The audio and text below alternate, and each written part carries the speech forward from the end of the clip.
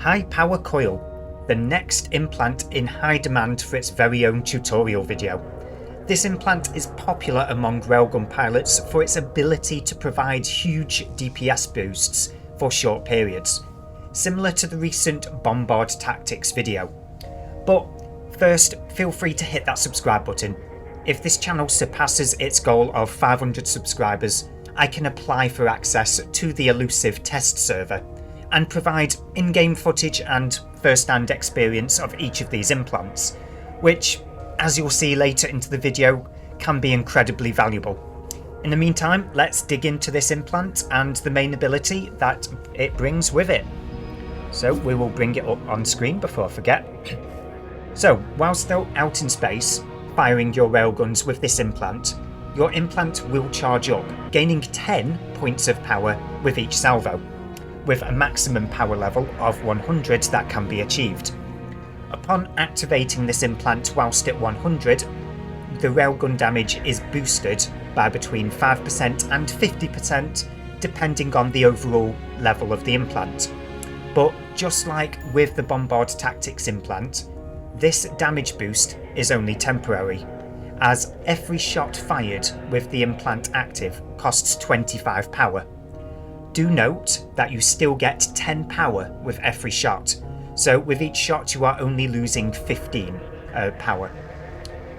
On a hopefully quick side note, I did notice when looking over the implant's various attributes in preparation for this video that at level 0 and not owning the implant personally, the damage boost is reported as 5% in the description and 10% in the basic info. I've been shown screenshots of the implants that have been levelled up, and these values do indeed match when levelled up as intended. So if anyone watching this has their High Power Coil implant at the level of 1, please let me know in the comments section what the actual damage boost is for you. As without either the implant itself or the test server privileges, my hands are somewhat tied behind my back here. But anyways, back to the implant itself. Once it has run out of power, you can carry on firing your weapons to allow the implant to charge back up to 100 power once again and repeat. There's no cumbersome and inefficient process here to worry about. Just carry on shooting at whatever you're shooting at. Even the reactivation delay here is a very forgiving 2 seconds for getting the implant back online again.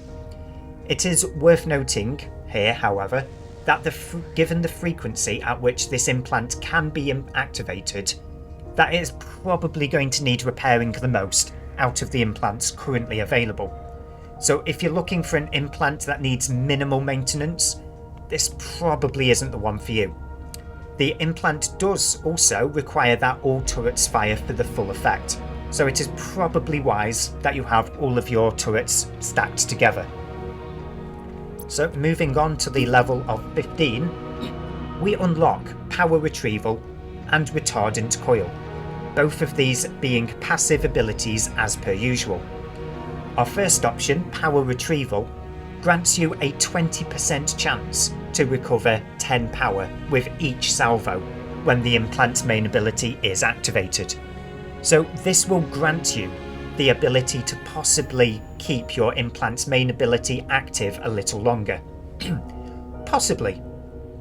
Remember that this is completely chance-based, and it is entirely possible for you to go through a full run of salvos without this skill contributing any power whatsoever. The opposite is also true, albeit less significantly likely. That every shot merely cost 5 power.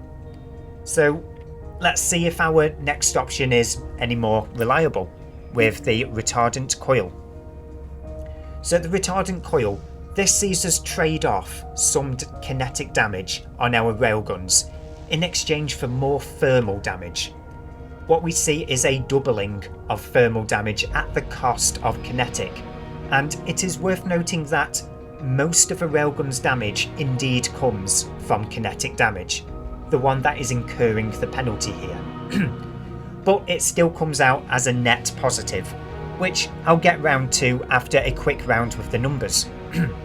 But once again, we see a conflicting number in the implant regarding the kinetic damage reduction, which here is referenced at either 51% or 45% at the level of 0. Either way, these numbers are somewhat irrelevant, as not only will they match once you have the implant properly installed, but at the level of 15 when this ability is unlocked, the penalty shall be much lower as it scales down with the level of the implant. And I estimate that the kinetic damage modifier at level 15 should be in the region of -41%. So assuming a penalty here of 41% for the kinetic damage, let's have a look at a couple of weapon examples. And of course, if you have the implant at level 15, feel free to let us know in the comment section below what we should actually see the penalty at. But for now, we'll be assuming it to be at a -41% penalty. So with the C-type large rifled railguns, we have 170 thermal damage and 285 kinetic damage, totaling us at 455 total. Do note that I have 0 skills here in railguns, so what we are seeing right here is the raw damage.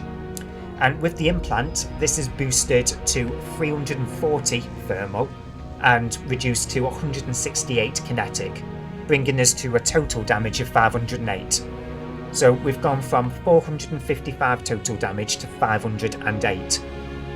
Let's move on to C-type large snub-nosed railguns, which gives us with a raw of 245 thermal, 410 kinetic, totaling 655. With the implant ability active, it is 490 thermal, 242 kinetic, totaling 732. Once again, going from 655 to 732 total damage, that is approximately an 11% increase in damage. I'll try to remember to put the numbers up on screen alongside some screenshots for this particular bit. But don't worry, this is the only numbers heavy segment. So what we are seeing here, on average, is an 11% overall damage boost from the railguns when this ability is chosen, and this is a passive bonus. There is no mention whatsoever about power levels, salvos, or the implant's main ability being active. This applies automatically to your weapons. It is worth also noting that this synergizes really well with the thermomagnetic storm nanocores, as when you select the thermal damage attributes, it kind of synergizes quite well with getting that thermal boost on your implant. And at level 15, this is the option I would most certainly choose, as you're getting a guaranteed damage buff. Now, before I spend the rest of the video talking about the level 15 options, let's move on to level 30. Here we have the options of the stun grenade and the armor piercer.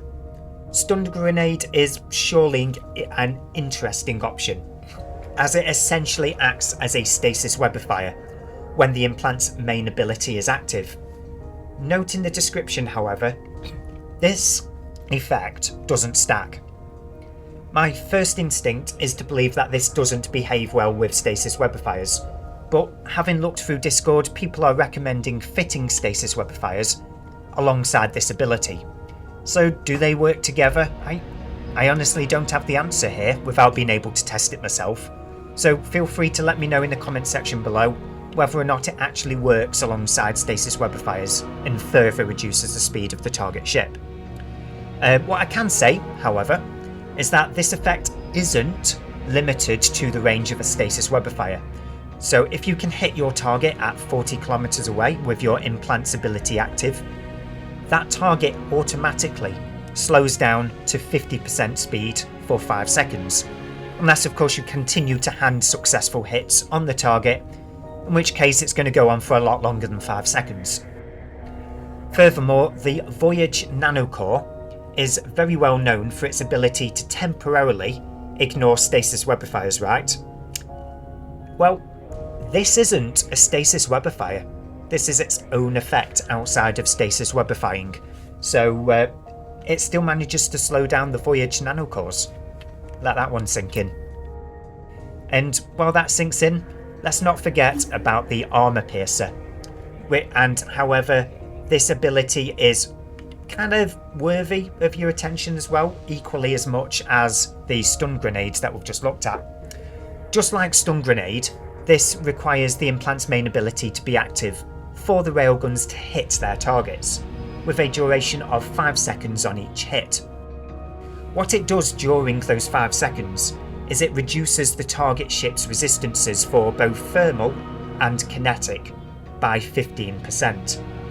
Imagine being able to wipe 15% off of a Nightmare's resistances in PvP just by activating this ability. That's a serious hole in its ability to tank damage right there. And notice how there isn't any reference here regarding stacking, like it not being able to stack.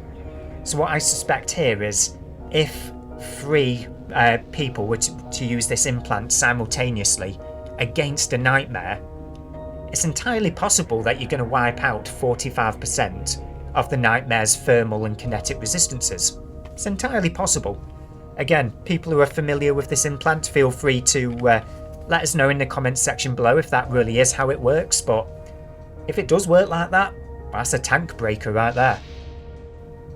So picking between these two is kind of a hard choice indeed, as one takes a slice out of the opponent's ability to tank damage, and the other guarantees a slow-moving target to shoot at. So this choice will mostly come down to your personal playstyle, with me personally leaning towards the armor piercer.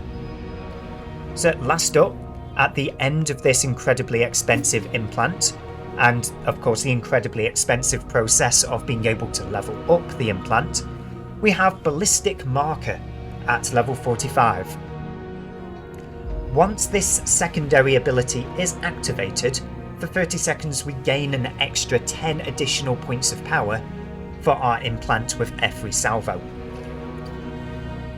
Assuming that power retrieval wasn't selected before, you are still benefiting from a cost of only 5 power per shot when both the primary and secondary implants are active.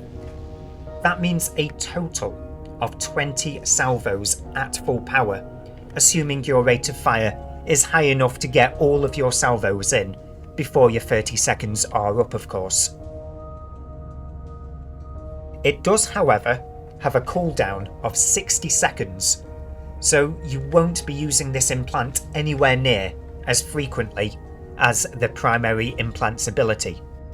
You can choose to pair this with power retrieval to attempt a self-sustaining power level on the implant for 30 seconds, but then you'll be missing out on the retardant coil, and if you have the right nanocore fitted, then retardant coil should be the go-to choice for that extra damage buff.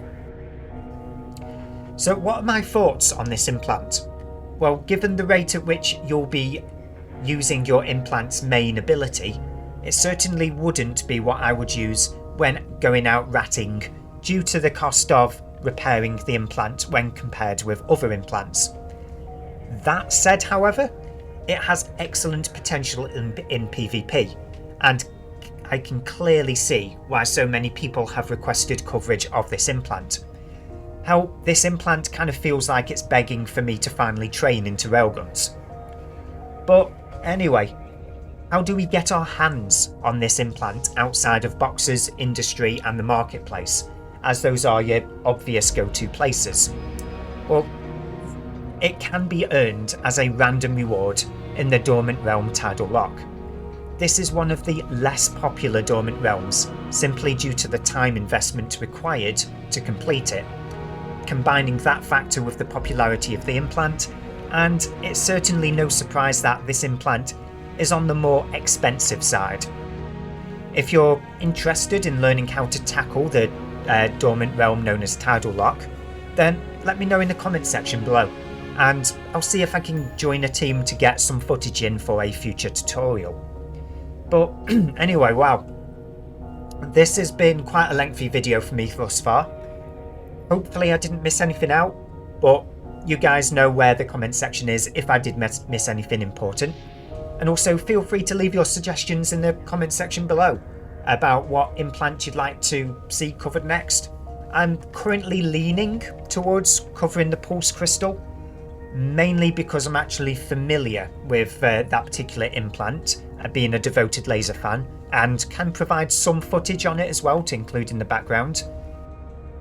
But if any other implant sees a high level of attention, I will indeed pivot to cover that particular implant first. But I'll close the video off here before I completely lose my voice, because I have not quite learned the art of talking for long periods of time just yet. Thanks again for watching all the way through to the end, and feel free to hit that subscribe button if you haven't already. And don't forget to fly casual in New Eden.